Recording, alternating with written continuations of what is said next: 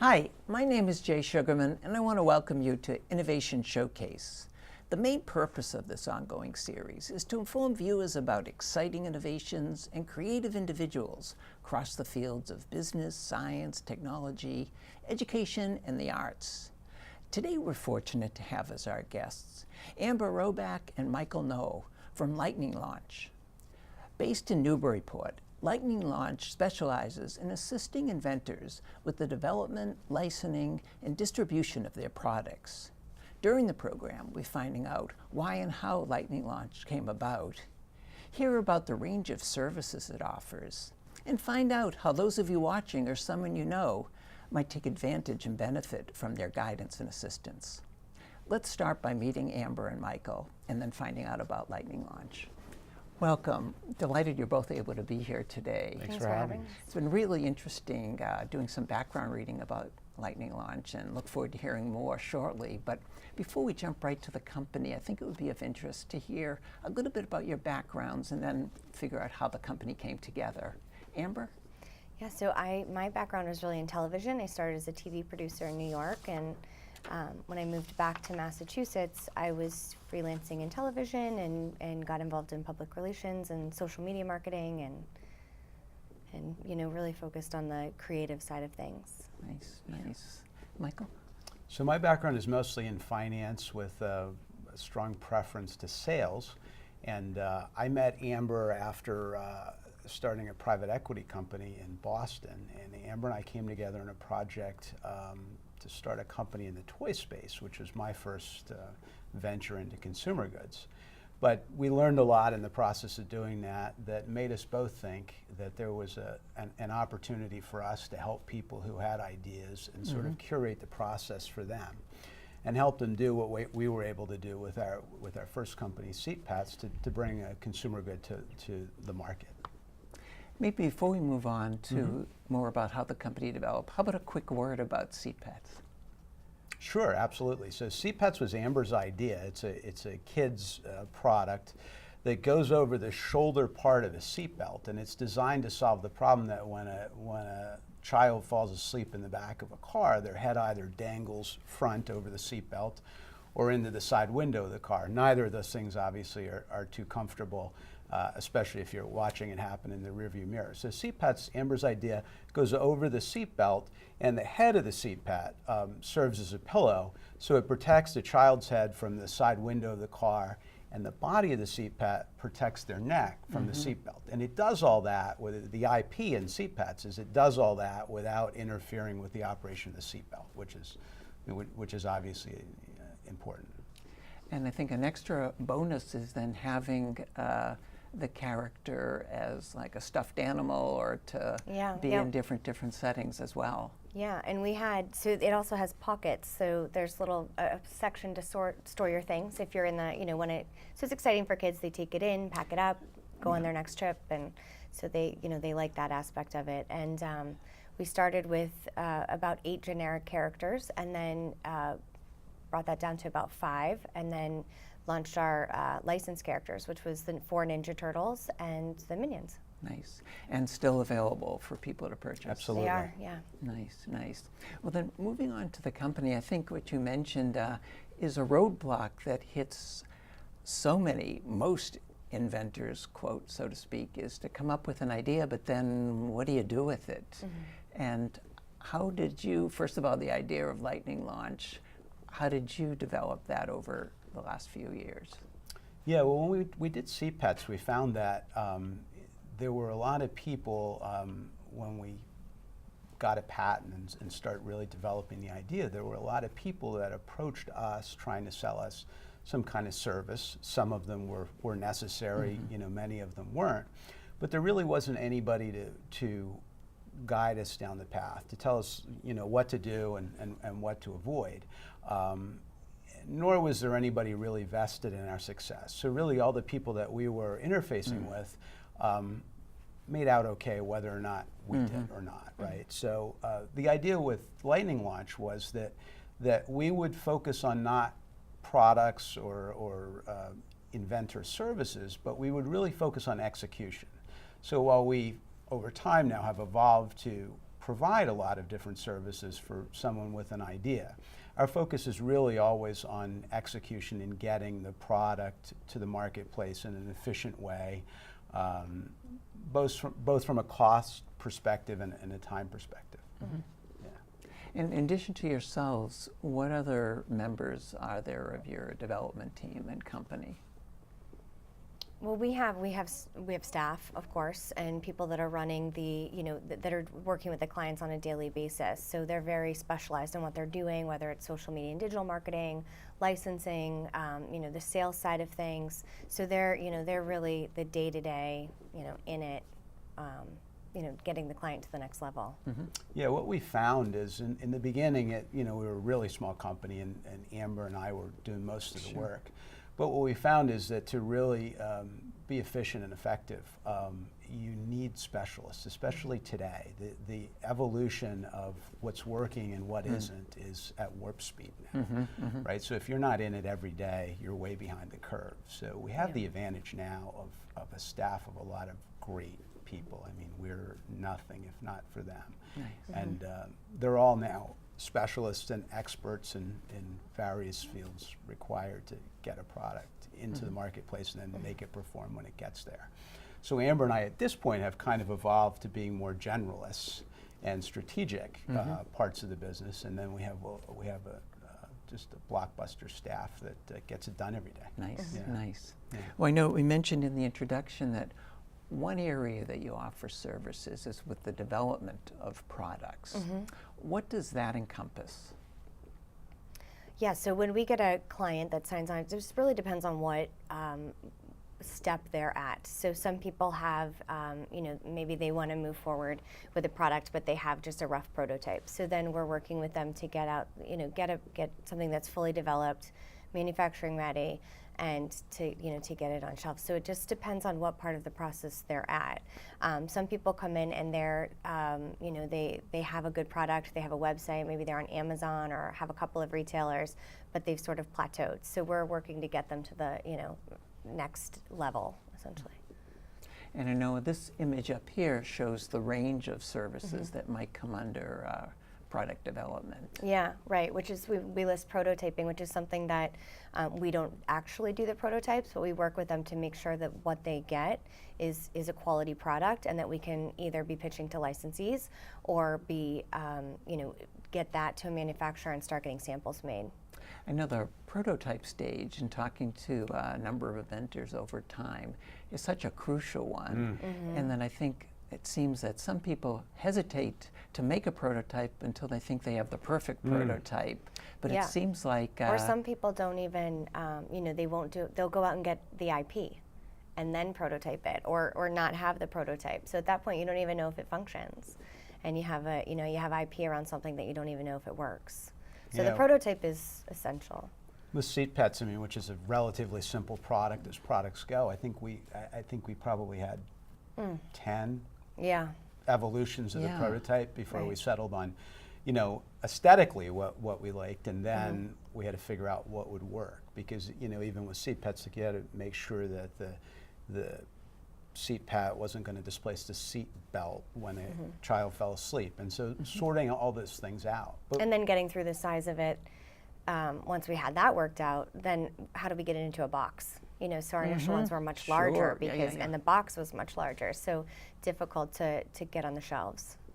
Well, it must be really reassuring and comforting to your clients that you've gone through this process with your own invention still on market, so you're very familiar with what it takes to have a good idea, go through the prototype stage, and then figure out other ways to develop it over time.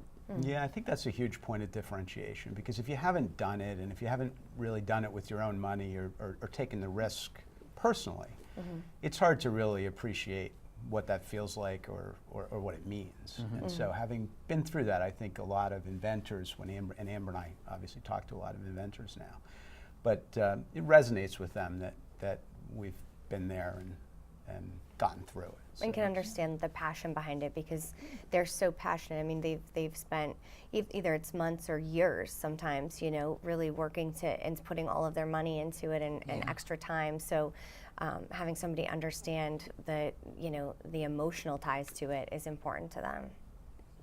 Yeah, no, just to have that sort of psychological relationship to get them to the next step is really comforting and then eventually rewarding. And after product development, I think a big part of your involvement too is with licensing. Could you speak to that, please, and what's involved with that? Yeah, so we work with a number of licensees in direct response, which is you know, the as seen on TV, and also direct to retail. So it depends on what, you know, where their product falls into, and sometimes it could be, you know, the potential could be within both categories. So we work with them to build out a really nice presentation, usually a sizzle reel that we'll present to licensees, and that includes some of their, you know, materials that they've developed over time, some of what we do in house, and just, you know, try and pitch it in a way that they might not necessarily be able to do themselves, or the inroads that they might not have. So, you know, getting to the licensee is sometimes the hard part. They're not always open to, you know, it's not always easy dealing directly with the inventor because they are so passionate about it. So something gets lost in the messaging. So. And I think looking here, we can see both some of the other services and the range of markets that you extend to. Yeah, so we have you know, and it's really all sort of based on the product, because some products or ideas are much better suited for smaller specialty retail rollouts, and others are sort of in the sweet spot for mass market. So which is kind of a determining factor too on whether particular product or client is better for licensing. So if your product has a potential for mass market appeal, a lot of times your finances are such that getting it there isn't very realistic, or the amount of risk that you would have to take to get it there is probably prohibitive. So in those cases, those sorts of products really lend themselves to licensing, where you can have somebody else manufacture the product, take on the product liability associated with the mass market rollout, handle the distribution, and do all the marketing, and you know, pay you a royalty. So that's really attractive to a lot of clients in that space. And then there's smaller, more specialized products that make sense for the inventor to roll out on their own in a logical way that mitigates risk as much as we can. And you mentioned the other major area that you're involved with, the distribution. What's involved with that part of the business? Yeah, so we have relationships with all of the mass market retailers and many specialty retailers. There's you know, tons of specialty retailers, obviously, that are kind of really product specific. So what I think sets us apart on the distribution side is that we're not doing it as a sales rep might, we're with just a focus on getting an order or getting a PO and then getting a check. Because our financial model is typically a revenue sharing model. So we're most of what we get paid doesn't happen until the product owner gets paid, right? So we're very focused on making that happen. And the big challenge with retail is really not necessarily just getting the order, but it's getting the sell-through. So it's one thing to get a product into Walmart, it's a whole other thing to get it to sell at Walmart. And if it doesn't sell, typically it's difficult to get paid, and you know, the end comes pretty quickly. And so there's a lot of caveats, especially in the mass market retail space. There's a lot of things that aren't obvious that can wind up biting you if you don't know about them. So we help inventors or somebody with a product idea or a product already in the marketplace sort of navigate those waters to figure it out in a way that minimizes risk. There's always some risk, of course. Right. Yeah. Well, I have to say, it's quite an accomplishment to make it to Walmart. If you're Yeah, we fortunate. felt great about when we Wow. did. That was a Yeah. huge milestone for us with CPETS. Amazing marketplace. Yeah. Yeah. And It is, sort yeah. of the gold standard if you can Right. get there. It's as exciting as it is scary. Right. Yeah. Right. Yeah. Yeah. Well, in the graphic we have here, I know you touched on a few other services under distribution that you'd like to highlight. Yeah, so the direct response is where we, where we started with Seat Pets, which was, a 2-minute spot and, an infomercial. And, selling it is showing all of the negatives, and here's all the, pain that the child goes through, and here's how we're going to fix that problem. So, that's after having done that, and that was where we, focused our time for, quite a few years. We really learned the ins and outs of how to run a good campaign. So that's another service that we offer,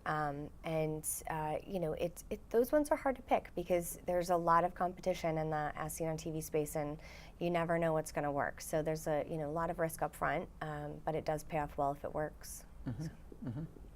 Can you give us a sense of the range of clients that you've been involved with over the years?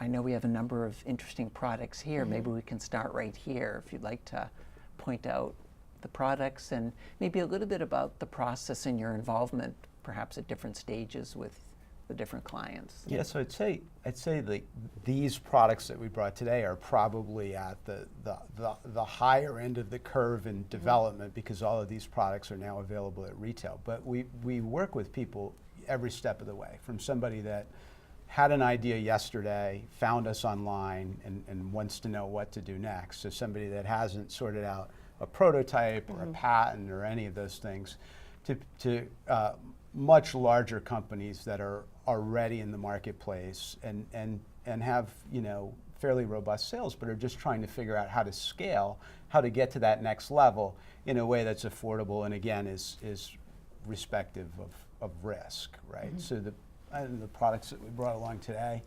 Amber? Yeah, we have the Cool Loop here is a dog collar that grows with the puppy. So you get a new puppy and you get this collar, and instead of spending $30 or $60 every time they grow out of it, this one grows with them. And it's it's just got a beautiful design to it, and the locking mechanism is a really interesting way of doing it. So these guys are from Australia, which is nice because we have clients really all over the world. Yeah. We have another hair product that I don't have with me today, but she's out of South Africa. So it's it's nice to connect with people all over the world who are coming up with new ideas. So at what stage did the multi-fit dog collar people come to you, and what were they looking for at the time? Yeah, so he was pretty widely distributed in Australia and trying to figure out the U.S. market. So throughout the world, the market in the United States, assuming it's a pretty mainstream consumer product, is half of the world. So cracking the code here is critical to velocity and scale. So they came to us with the idea of figuring out the nuances of the U.S. market and working through some distribution opportunities here in a way that didn't put at risk anything that came before. So they had a really robust business in Australia, and he was challenged to figure out what to do next. Right. So that's kind of the problem that we're solving for that. So you didn't need to take advantage. They didn't need to take advantage of development or licensing because they were already up and off the ground. Right. Right. Nice. So well, and for them to engage a full team here. So we have an in-house team of people that do social media, retargeting and remarketing, of course all the distribution, and to be able to do that in a way that's synergistic rather than having somebody doing your PR, somebody else disparately doing your distribution, and someone else doing your social media work. Having that all sort of one-stop shopping with accountability is really nice, especially if you're not in the U.S., right? To be able to just do that remotely is very challenging. No, and I think it sounds like just the perfect blend of both of your talents and then your other staff members that you can offer that sort of complete package to clients and get, as we said, the development and licensing, but then figure out the social campaign and the marketing as well. Amber and I have spent a lot of time in building our business, and I think this is a critical part of our business is the culture of the day-to-day. So the people that work there, because what we do has to be done synergistically or you lose all of the efficiency. Yeah. No, and how you've grown now internationally, I think, speaks to Yeah. the value of your services and how well they're received today by Yeah. a range of clients. Yeah, we're fortunate Yeah. to have, like I said, a very talented crew and awesome clients, which Nice. is Right. really important. Yeah. That makes it good. Yeah. Well, let's hear about some of the other clients that you've helped get to market and Yeah, so publicize. I thought this was interesting because these guys are, all the way in Australia, and then we have Switch Witch, which is actually local. They're right in Massachusetts. So, and that product is taking a Halloween tradition that people are familiar with and putting it into a product. So, at Halloween, when the kids go to after trick or treat, they go get ready for bed, and they leave some candy, some or not all, but a majority of it, for the Switch Witch. And the Switch Witch comes at night and takes their candy and leaves them a little present in return. So, and what's nice is they have. Portion of the proceeds go to like juvenile diabetes, and they have some really nice charitable organizations behind it as well. They work with Operation Gratitude. They're the only ones. They're the exclusive product with Operation Gratitude, which is nice too. So, And you give when back. did they come to you? At what stage, or what were they looking So for? they actually had been on Shark Tank, and it was they got all of the exposure, but it just for them it didn't take them to the next level where they wanted to be. So they needed more distribution. They had the product. There's a little book that goes with the product, but they didn't have the reach that they wanted to have, and they were sort of dealing with other products coming out. There was some competition starting to come out, and they wanted to stay ahead of the game. So we're helping them do that. Yeah. Well, your business model reminds me a little bit about Shark Tank in that you make an investment in the client, and really depending on the success of the product and the client is your feedback and payback. Yeah, and I think the difference between us and the Shark Tank-esque type thing, beyond the fact that we don't have a TV show, but Yeah. so we have to work a little bit harder to get our business. But I think the big difference is we're making a strategic investment of time and people.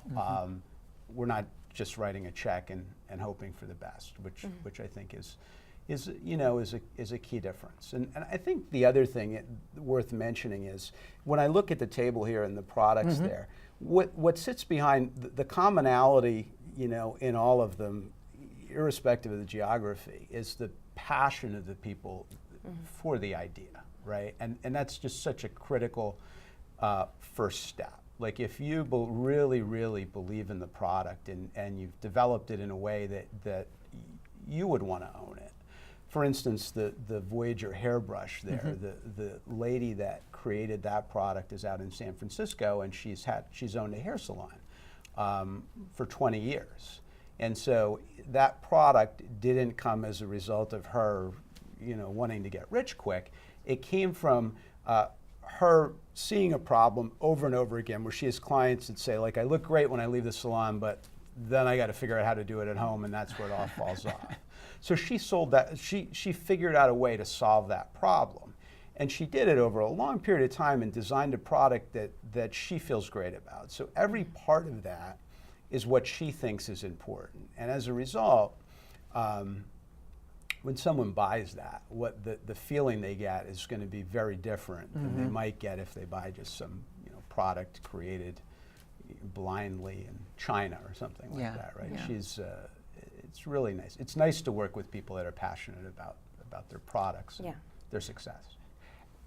Very much so, but I think, as you mentioned earlier, a fine line with that passion and then being open to constructive feedback. Absolutely. And Yeah. working, so you really have to also not only be the role of marketer, social media person, but part-time psychologist maybe, and Or full-time Yeah. psychologist in a lot of cases. Yeah. Right. in dealing, which Yeah. is very important. But We can appreciate the crazy, though, because when we did Yeah. CPATS, we were the Exactly. crazy. Yeah, Right, yeah. right. So we understand where the inventors are coming from, for sure. Nice. And so, sort of related to that, what are some of your thoughts, ideas, or advice about the big topic of inventing innovation?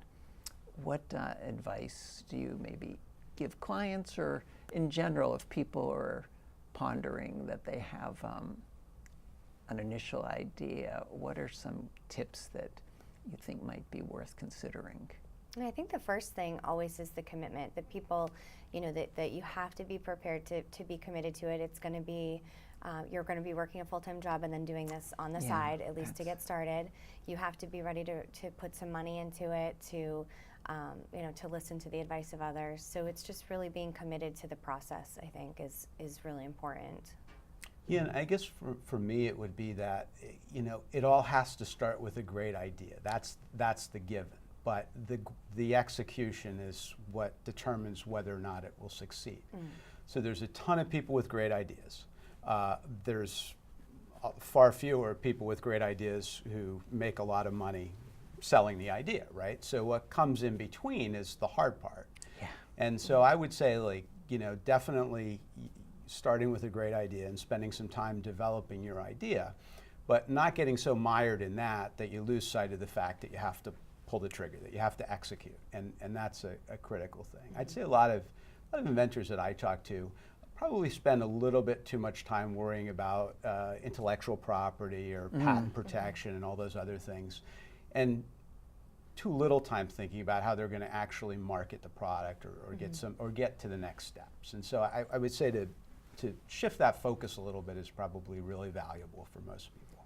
Or I think even as we mentioned earlier as well, just getting it off the ground, getting a prototype, trying it out with your initial audience, taking that feedback, keep working and working on that stage, and then getting to the other aspects that you eventually offer that they're not going to need to take advantage of. Right, and get feedback from people that are actually buying it, right? So your friends and family are always going to tell you everything's great. But when it comes time to write a check or fork over the credit card, that's kind of what separates the good idea from the great retail product. What are some of your Lightning Launch's current efforts or future plans that you have in mind as far as the company? Well, we're expanding out of necessity, but Amber and I are always, I talked about culture a little bit earlier, and we talk about it all the time. So we're always really, the limit of our upside as a company is really based on people and finding the right people to do the work that has to be done. And so we're always looking for talent, and we're always looking for talent that sort of fits the culture that we have going on at Lightning Launch. So we expect big things in the future for both Lightning Launch and for our clients, because if our clients don't succeed, we can't be successful. Right. Yeah. And how would you advise people who are interested after hearing about your company to get in touch, to find out more with a product or whatever stage they might be involved with? We have, we have contact info on our website, on our About Us page, and then we also have a submission portal. So if anyone wanted to submit a product, you can go right on and click submit an idea, and it goes right through to our product researchers, who are very quick about getting back to you. And it's free. Fabulous. Never bad. Fabulous. Okay, well, I want to thank you both again for taking the time to be here, informing us about a very valuable and informative company, and wish you well with future endeavors. It was our pleasure, Jane. Thanks for having us. Pleasure. We appreciate it. Also want to thank those of you watching for joining us, and hope you'll be able to tune in next time.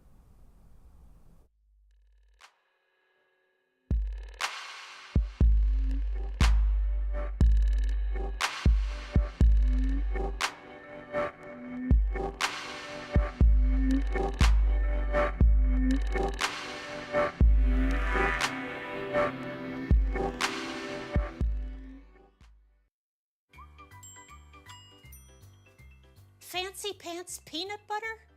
A big screen television. You haven't even bought a sofa yet. A motorcycle? When your father finds out, he's gonna flip his shoes with 2 buckles? What do you even need 2 buckles for? Mr. Big Shot, buying whiskey shots for everybody in the bar. From the looks of it, I'd say nobody even remembers. Feed the pig. I rescued Toast from a shelter in 2011. When I walked into the shelter, I knew she was special.